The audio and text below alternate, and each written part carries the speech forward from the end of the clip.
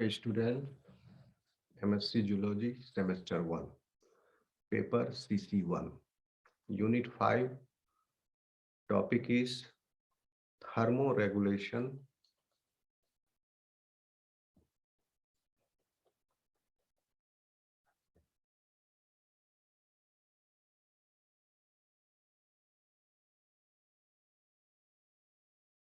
in vertebrates.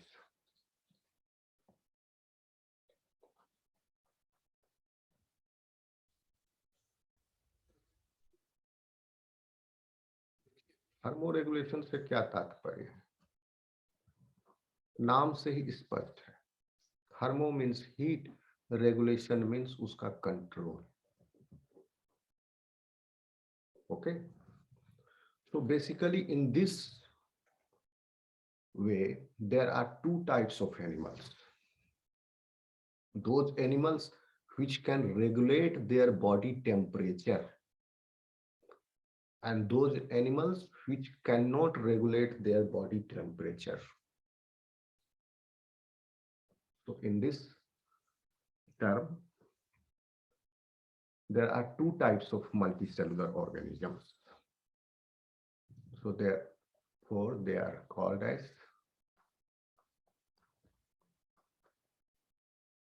thermoregulators,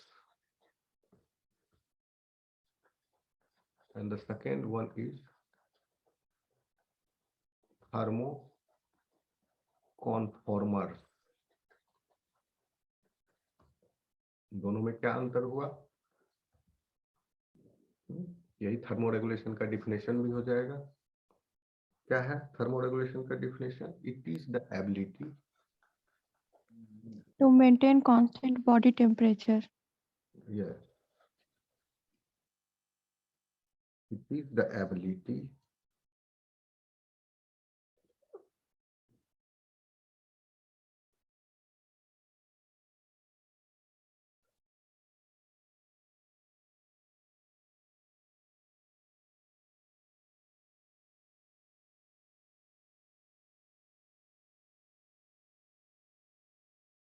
of an organism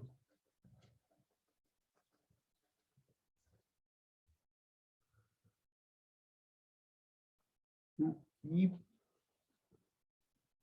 its uh, body temperature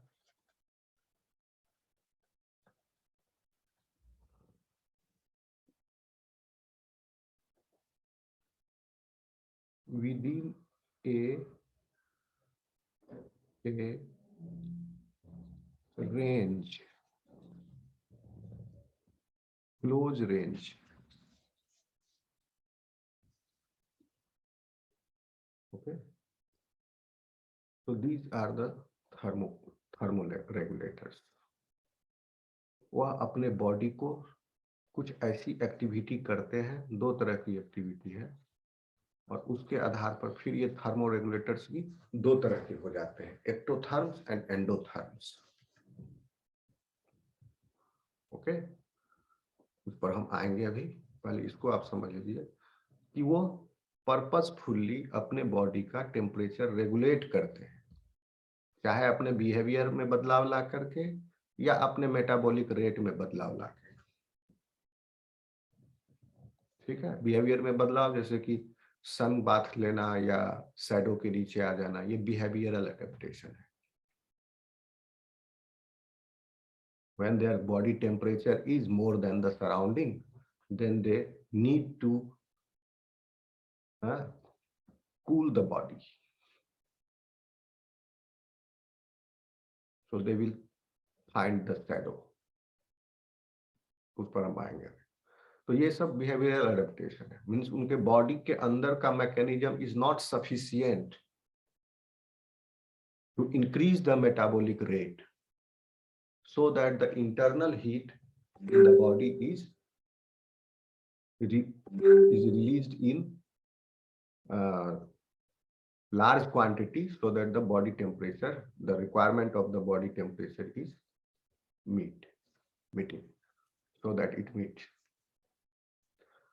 तो उस पर हम अभी आएंगे। पहले आप ये समझ लीजिए, थर्मोरेगुलेटर्स हो गए वो ऑर्गेनिज्म जो कुछ करते हैं अपने बॉडी के साथ, अपने बॉडी के टेम्परेचर को मेंटेन करने के लिए। अगर वो उनका सोल सोर्स बॉडी का इंटर मेटाबॉलिक एक्टिविटीज है,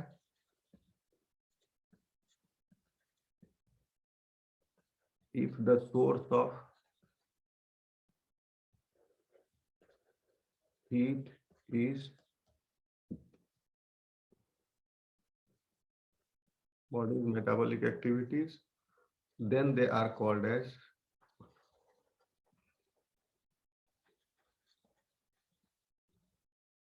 endotherms.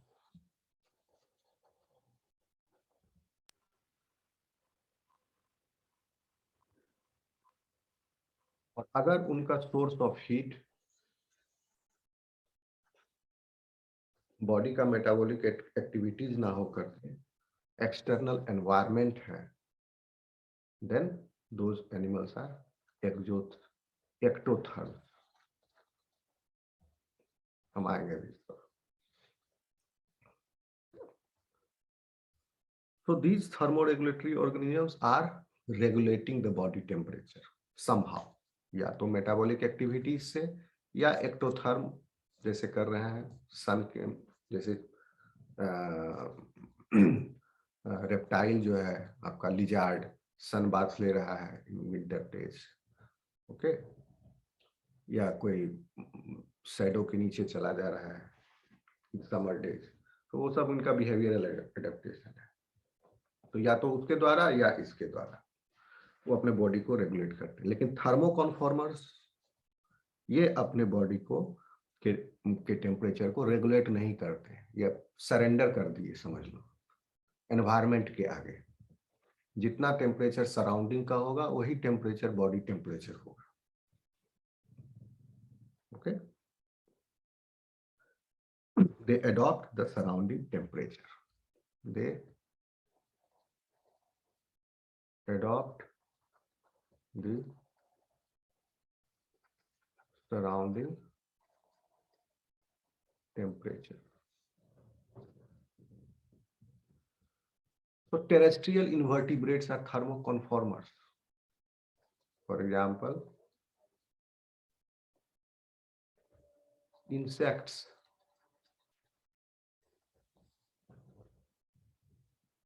इस सराउंडिंग के टेम्परेचर का टेम्परेचर ही इनके बॉडी का टेम्परेचर हो जाता है। तो बॉडी का जो ऑप्टिमल टेम्परेचर है for larval growth and for the adult survival, those insects harbor that niche, that habitat, जो उनके बॉडी के जो उनके डेवलपमेंट के लिए और सर्वाइवल के लिए जो रिक्वायर्ड टेम्परेचर है, उसी टेम्परेचर के एनवायरनमेंट में ये इंसेक्ट ग्रो करते हैं, मल्टीप्लाई करते हैं, ठीक। तो इसको थर्मोकॉन्फॉर्मर्स को आप कई बार स्टूडेंट्स एक्टोथर्म के साथ कंफ्यूज कर जाते हैं। इसको आप कंफ्यूज नहीं करोगे। यहां पर भी सराउंडिंग क्यों कंफ्यूज कर रहे हैं, यहां पर भी सराउंडिंग का रोल है इन एक्टोथर्म्स, एंड थर्मोकॉन्फॉर्मर्स आल्सो सराउंडिंग के रोल है। ये सराउंडिंग के आगे सरेंडर कर दे रहा है थर्मोकॉन्फॉर्मर, सराउंडिंग का टेम्परेचर ही बॉडी टेम्परेचर है, बट एक्टोथर्म सराउंडिंग का हेल्प ले रहा है। जैसे कि विंटर डेज में ये सन को ढूंढ रहा है और समर डेज में सन से बच रहा है अपने बिहेवियर के द्वारा, वहां से हट के दूसरी जगह जा रहा है। एक्टोथर्म्स ये सराउंडिंग से हेल्प ले रहा है, क्योंकि बॉडी के अंदर का metabolic activity is not sufficient. Metabolic activities means all the nucleated cells present in the body, they are doing performing many biochemical pathways inside the cell. At any particular time, more than 2000 reactions are going on, and all these reactions, many of these reactions are exothermic, और all सारे reactions क्या है, exothermic और endothermic है। दोनों तरह के reactions में these many times these reactions are ATP coupled।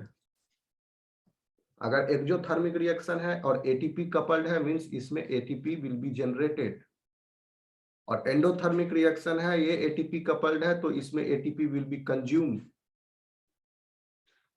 okay, so exothermic ATP coupled reactions are basically catabolic reactions।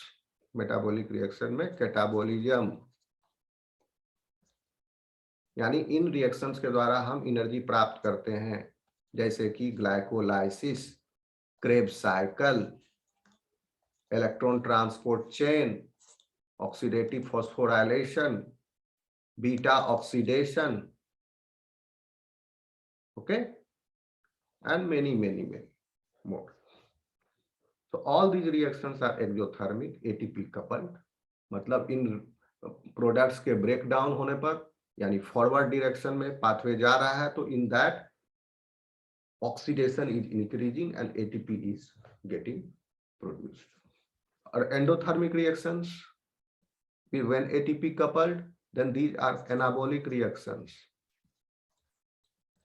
Means इसमें एनर्जी कंज्यूम हो रहा है, ATP ब्रेक डाउन होकर के इन रिएक्शंस को ड्राइव कर रहा है।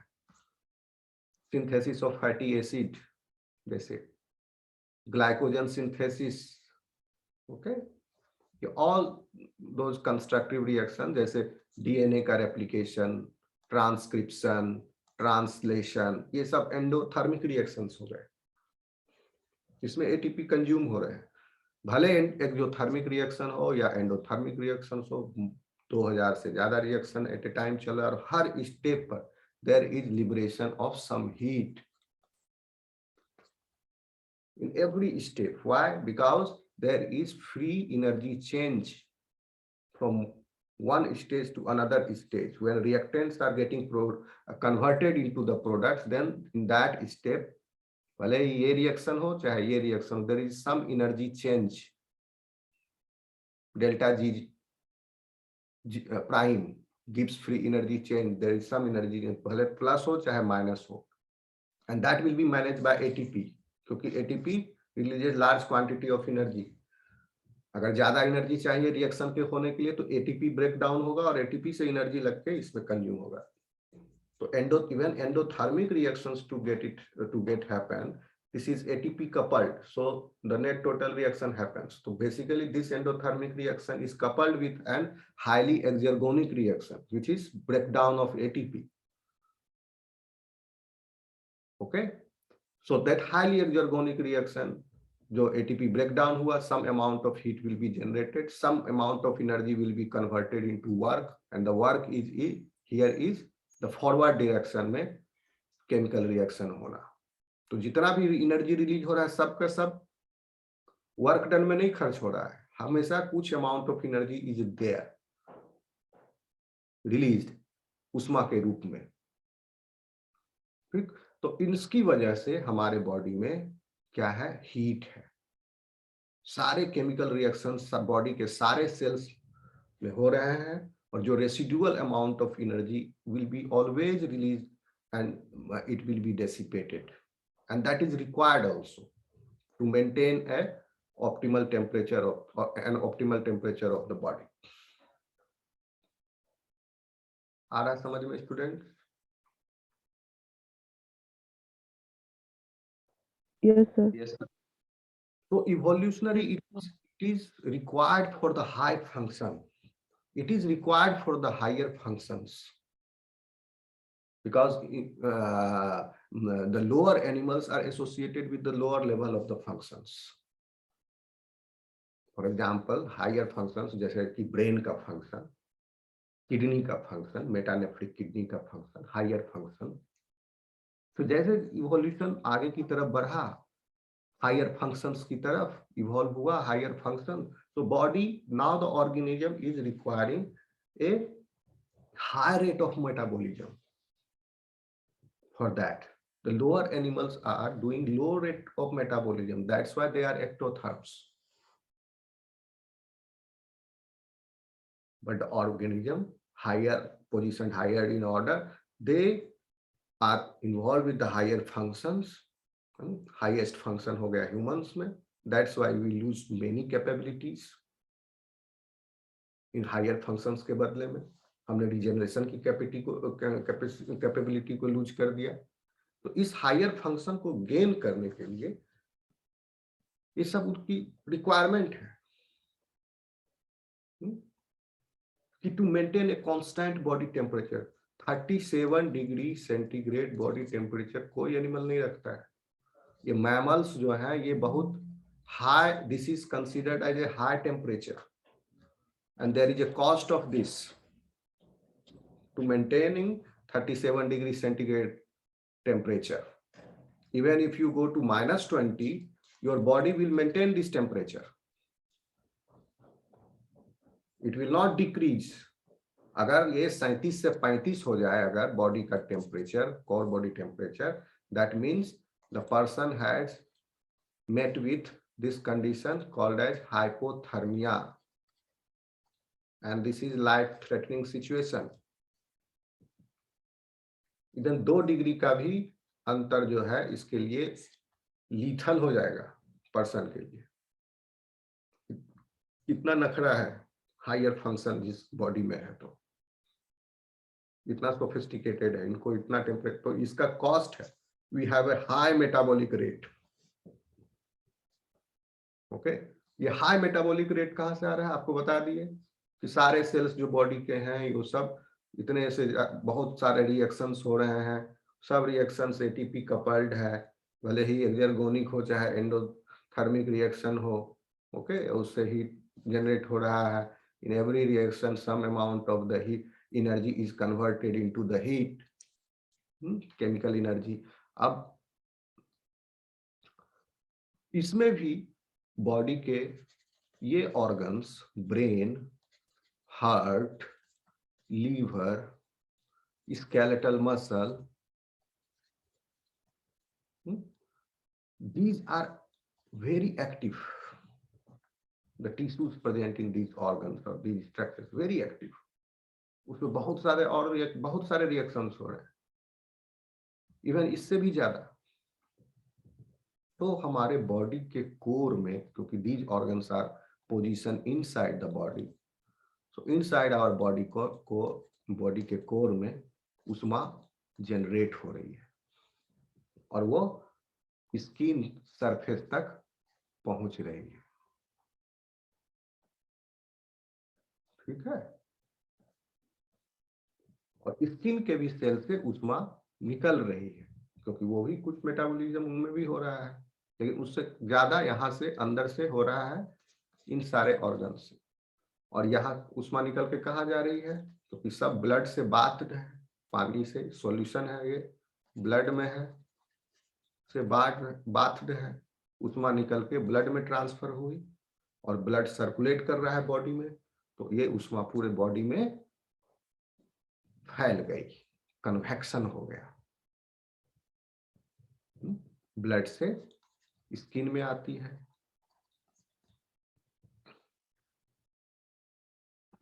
ठीक है, समझ में आ रहा है स्टूडेंट? Yes sir. ओके, तो सवाल उठता है ये कौन से एनिमल्स हैं. थर्मोकन्फॉर्मर हमको नहीं पढ़ना है, हमें पढ़ना है थर्मो रेगुलेटर जो वर्टिब्रेट्स है. वर्टिब्रेट्स जो है वो सभी थर्मो रेगुलेटर्स हैं.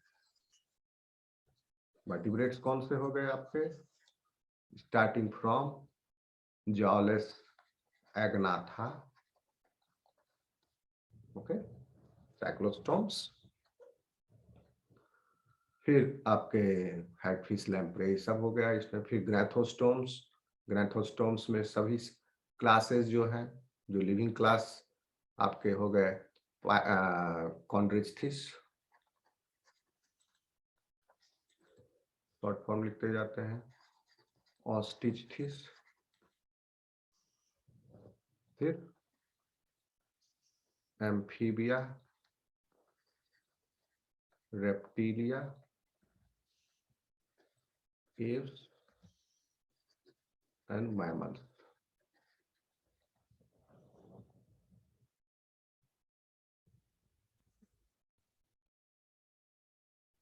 तो इसमें से आपके कुछ, ये सारा वर्टिब्रेट्स हो गया, वर्टिब्रेट्स, इस सारे के सारे वर्टिब्रेट्स जो हैं वो थर्मोरेगुलेटर्स हैं।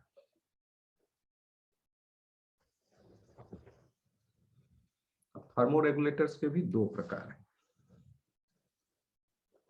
ओके, एक जो है जिसको हम एक्टोथर्म्स बोलते हैं, इसको मिटा दें, इसको बड़ा करके बनाते हैं। Yes sir.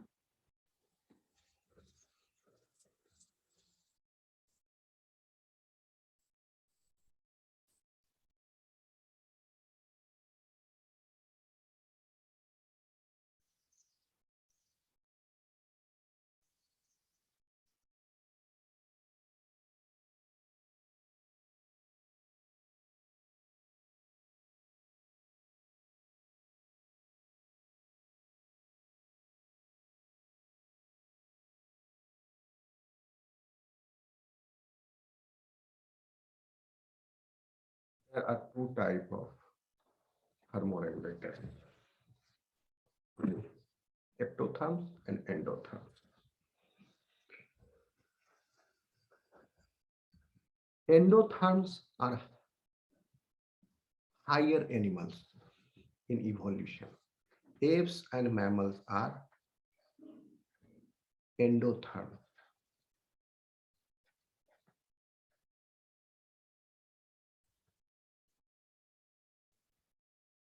So they are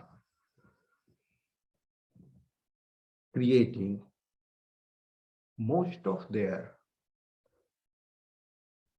heat from the metabolic activities. So these animals, that's why they maintain by increasing, and their metabolic rate is also high. So they maintain a high and constant body temperature. High as well as constant also. So endotherm create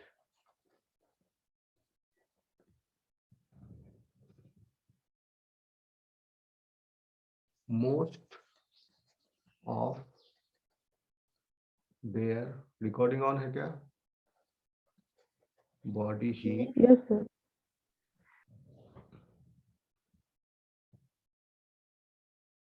via metabolic process.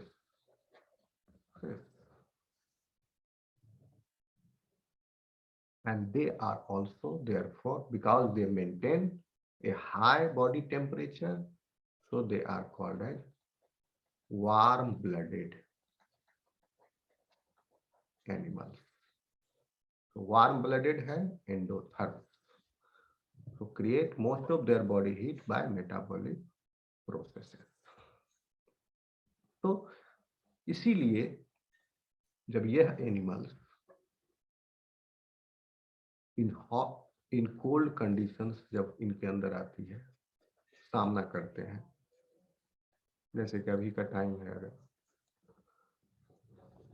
तो in them their metabolic in these days, because in these days there is temperature of surrounding is much lower than the temperature of body. So there will be more heat loss because the difference is more. Okay? So there will be a significant amount of heat loss from the body. That's why you feel cold. So in that condition, what hypothalamus does is gives the signal to the body. Okay, increase the metabolic rate, so your BMR increases.